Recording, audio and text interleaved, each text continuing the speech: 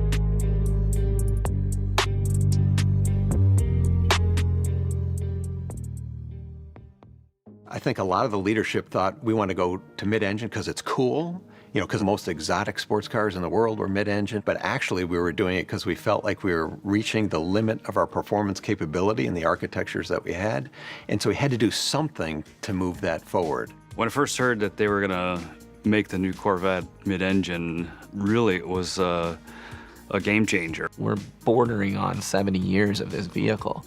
So you have this lineage to it that you have to maintain, but you also have to be willing to grow and take it further.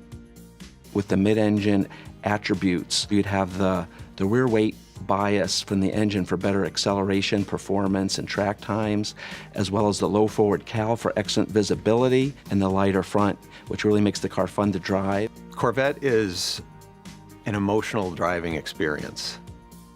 No matter who you are in life, when you get into a Corvette, you're a superhero.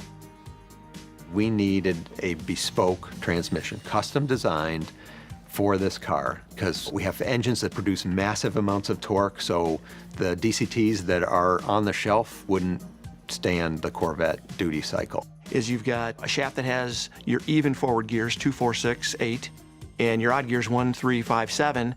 And you can simultaneously be disengaging one shaft while you're engaging the other one. So it's quicker than a human being could shift a manual transmission. This way you get the lightning fast, less than 100 milliseconds shift when you need it.